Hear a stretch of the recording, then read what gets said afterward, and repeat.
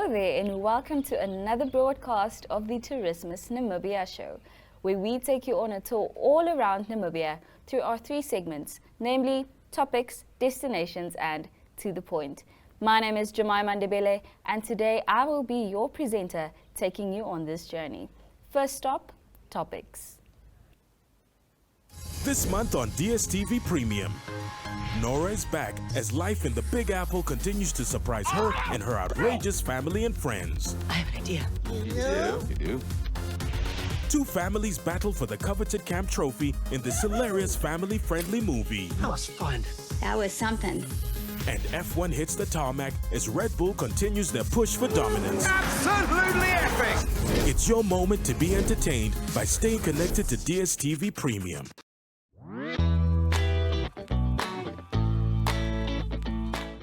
Well, first up on topics, we will then be looking into some rather good news as the tourism in Namibia is on road to full recovery. With the latest occupancy statistics at accommodation establishments in Namibia for the first half of this year averaged at 44.68%, which is just 2.5% lower than the 47.23 occupancy in the first half of 2019. That was the last normal year for tourism before the COVID-19 pandemic. According to the Hospitality Association of Namibia, with the country's tourism performance thus in 2023 being a mere 2.5% lower than the first half of 2019, all indications are pointing to full recovery by the end of this year. In fact, the months of June 2019 and June 2023 ended at almost the same level of 51.51% occupancy, across the country and categories. Meanwhile, South African tourists who have recently spent a 40-night trip in Namibia have also recently expressed their amazement on how clean the country's roads are and how friendly Namibians are. Maintenance is something that seems to be ongoing. Roads are great without potholes all over. Everything works. Maybe the Namibians can teach our guys something we can also have so that we can also have a country we can be proud of in the future before it is too late, wrote Neil Watson in his post on the Namibia from the Roadside Facebook group. Beautifully written post there by Neil Watson. Our next topic for the day, we will then be looking into how there is more wildlife than people in Namibia, as the recent statistics recently showed that there are over 3 million animals and the most on record to ever be recorded in Namibia. This is something that the Namibian Professional Hunting Association, NAPFA, attributes to the ethical hunting operations which go hand in hand with successful conservation. NAPFA and its members have proven that hunting, which uses wildlife sustainably, ensures that natural habitats and also their inhabitants are protected. This includes the wildlife as well as local communities, the association said. In addition, the hunting industry contributes significant amounts of money to anti-poaching operations, the prevention of human-wildlife conflict, research and wildlife management, as well as to conservation areas. The numbers of various game species have grown in Namibia over the past decades and are based on the 2022 National Wildlife Conservation and Law Enforcement Report. According to this, national game numbers have started to increase since 1960 and are currently the most in more than 100 years. Around the year 2000, the 1920s peak was passed from when Namibia's population of animals was around 1.5 million. That is brilliant news for our wildlife industry. Now, our next topic, we will then be looking into the recent statement that was delivered by Maxi Pia Lewis, the director of NACSO, who presented on the community-based natural resource management, public-private partnerships at the Environmental Investment Fund Namibia Stakeholders Conference held this week in Windhoek. Lewis shared the role of public-private partnerships in community-based natural resource management, which includes risk sharing, increased funding opportunities for businesses in local communities in addressing climate change, innovative and market-driven solutions, as well as a resource mobilization from the private sector to complement the government budget and community contributions. Community-based natural resource management projects address issues around indigenous rights, social equity, and community engagement. As a result, they are seen as more effective and sustainable, making them attractive candidates for climate funding. She said that there is now, more than ever, an urgent call for collective action and commitment to support community-based natural resource management public-private partnerships as a powerful tool in combating climate change and protecting the environment. Quite a mouthful there from Maxi Pia Lewis, however, only factual information. Now moving on to our next and probably one of my favorite segments, destinations.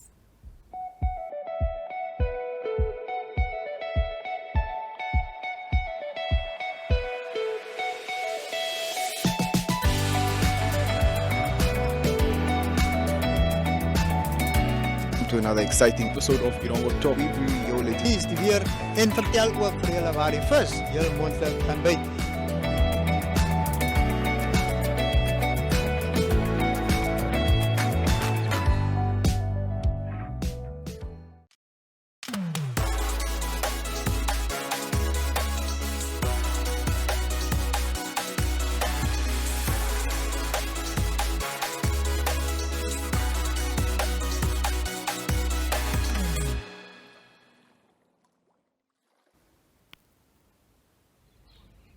Well, first on destinations, we will be heading east as we take a look at the Kleinkwas camp that is located 10 kilometers west of Gobabis on the B6 highway.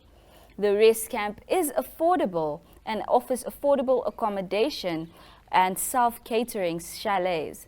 It is also a good opportunity for camping in the Gobabis region. Well, let's watch the video and discover more.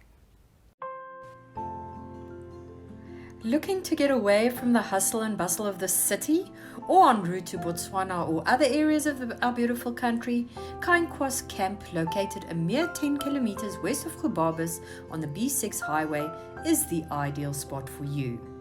With beautiful garden views, Kleinkwas features a restaurant serving delicious meals, a shared lounge, bar, garden, seasonal outdoor pool, and children's play area.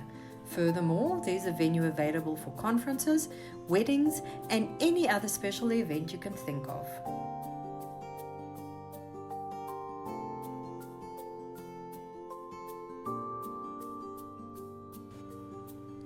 For comfortable accommodation, you can opt for any one of the chalets with the option of double, family, or twin rooms.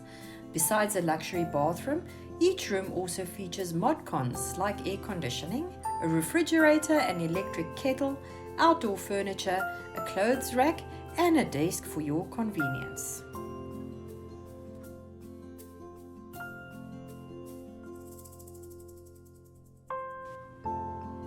If you'd rather camp but without having to take all your camping gear along, the campsites at Kleinkwas are perfect, with each site featuring its own bathroom, outdoor kitchen facilities, and naturally, a braai spot.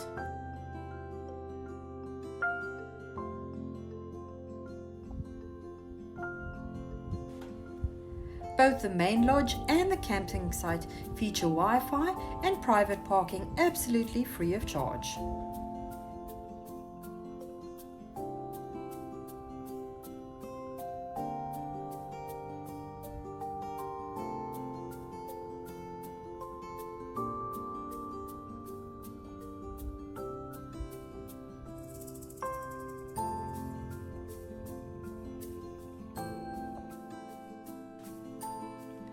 For nature lovers, Kainkwas boasts game watching, and there's a wide variety of bird life that you can keep an eye out for while sipping something cold or hot from in front of your chalet, from the restaurant, around the braai, or while wandering around the beautiful garden.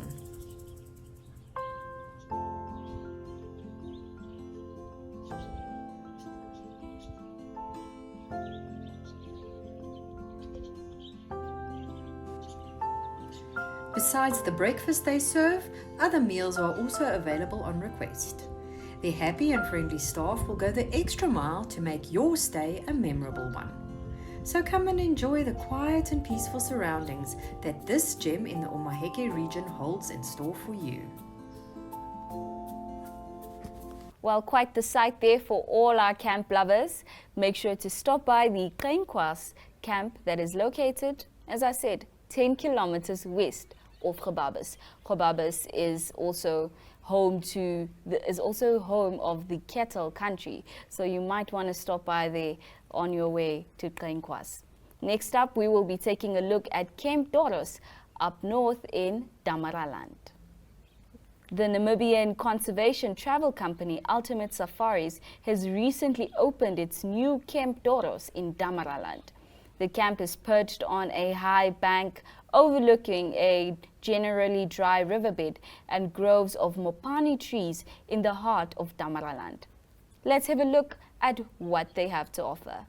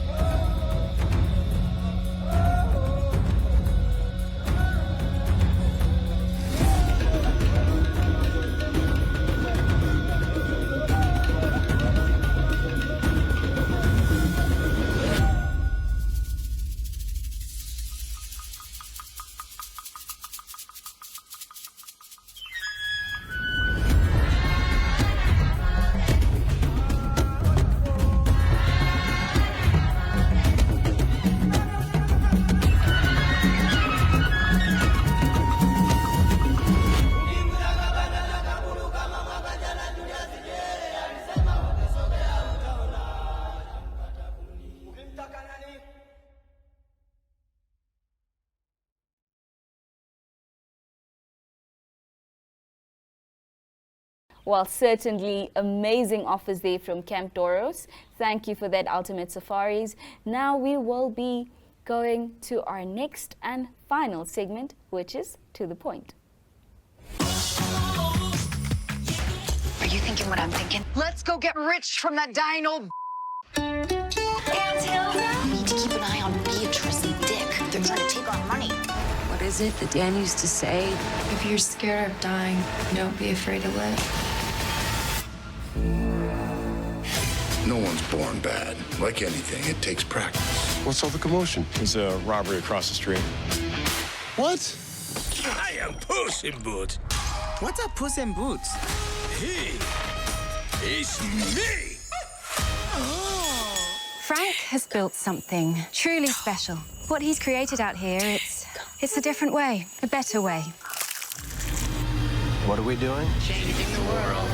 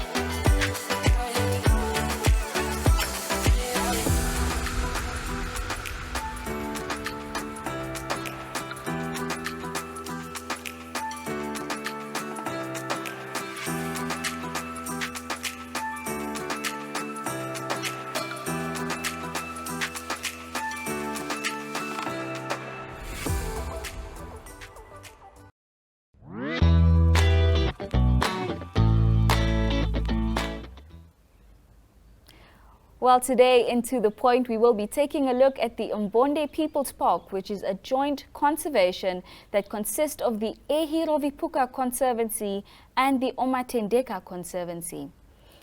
The aim is to contribute to the regional tourism economy through the development of appropriate tourism attractions and products, as well as optimizing financial returns from tourism in the Umbonde People's Park for the management of the Umbonde People's Park and for the host communities.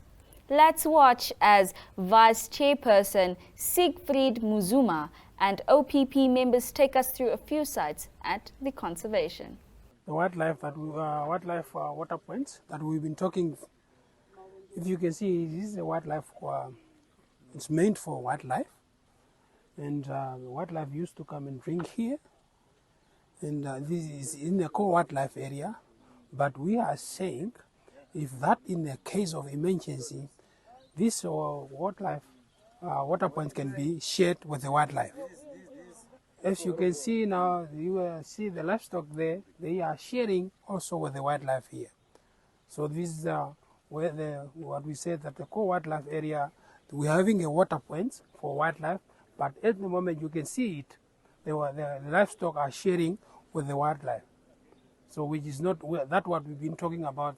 This is a combination of the two, the livestock and wildlife can also do the same. As we have said, the wildlife can come, can drink, and they also can mingle with the livestock. So actually, for our experience, livestock also can share water with wildlife. The only thing is that not to have for our experience that we experience, when the wildlife are drinking, the livestock get back, and after they are done, then the livestock can come and drink. But somehow you will have some human-wildlife conflict. When you see some cattle are already found on the water point, and the elephant are coming, and they don't want to retreat when the elephant are coming, so the elephant do some damages to the livestock. So, but anyway, we have experience when the livestock saw the wildlife, they move away a bit, then the wildlife drink, and then they follow after the wildlife drink. So there won't be any provision made to have separate water for the wildlife as well as livestock? So as I have said, for our experience, it's fine. When we see the need to separate the water points, then we have to do that. So because to minimize the human-wildlife conflict, you need to separate so that they cannot now wait for the wildlife or to be chased away by or to be bullied by the wildlife. So we can do, if we see the need, then we do a separate water points of livestock and wildlife. Okay, so the water that is being pumped through here now, where is it coming from? The water is coming from that pump that you can see what already set up and construct by through the conservancy for the wildlife. So it's some fund that we ask from some donors to do this for us for wildlife. So the borehole is straight there, is where you can see the tank, and for the solar system, they are pumping all the way. So it's not like now, if you have an engine there, the diesel engine, we have a problem with the wildlife, because there must be a consistent water flowing. Otherwise, then there will be a problem. If you can see here on top, is that it's elephants that try to remove that top, because if there are not enough water inside, then it will try to do something of that. Then will damage the core. So, but if there is enough water, then they just come and drink for peace and go. Okay, now you just mentioned the water pump on that side. Is that the only water pump, and are you guys planning on placing up more water pumps in the area? In this area, that's the only water pump that we are having, and we are also planning to get also more water points for wildlife as well. And we are busy asking for donors for us to have some. We need enough water in the park so that there cannot be a human-wildlife conflict as well. You know, when we are saying in the emergency time, the livestock have to come and graze here. So you need to have enough water not to have that human-wildlife conflict between the wildlife and livestock. Okay, now you guys mentioned that you will be rotating the zone. Will this zone then also be part of the rotation plan? This zone is also going to be part of the rotation zone, because as you can see here, we are right just behind the settlement. So with that is one of the area that we also can be rotated for grazing. But we are going to, as per management draft document, we will sit and see how are we going to zone those area where you can see it is now this soil is good for grazing. This one is not good for grazing. That's where you're gonna have the zonation according to the what you identify. Yeah, no, here we are standing at the entrance of the cordon fence into the Ombonde People's Park. So we are having a curio shop there. We are going also to put up an information center. At my backside here, we are just going to put up a very small and beautiful camping site for the people who are just moving into the park. So now we are going to enter into the People's Park, but the first one will be the village where the people are residing and settled. But this is just going to take a little bit further, where we are going to have a kind of boundary where the people have to know that this is where the boundary of the People's Park will be. But it will not be fenced off.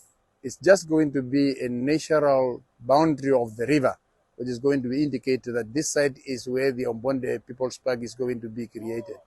So this is very simple, and it will just depend on the community members how they are going to cooperate and how we are going to start with the initiative. So this is basically what we are just trying to do. But the negotiations and everything with the community members will be very much considered, so that we can be together and we can just push from there in order to make sure that we are going to have some income and benefits for our communities. Welcome to What's Cooking, where culinary passion meets expert insights. Somebody must really want to cook and want to cook good food. Immerse yourself in the bustling world of professional kitchens as top chefs create mouthwatering dishes. Join us for in-depth interviews as our host explores the experiences and expertise of our guest chefs. Don't miss out. Tune in to What's Cooking on NTV every Friday at 2100 hours and let the culinary adventure begin. Welcome to My.NA Cars, your ultimate destination for everything automotive. I am your host, Diana Master. Teamwork makes the dream work, right? Discover the latest models, innovative technologies, and expert insights from our passionate hosts. Learn essential maintenance tips and get exclusive behind-the-scenes access to the automotive industry. Don't miss My.NA Cars on NTV every Thursday at 2100 hours. Tune in and ignite your passion for automobiles.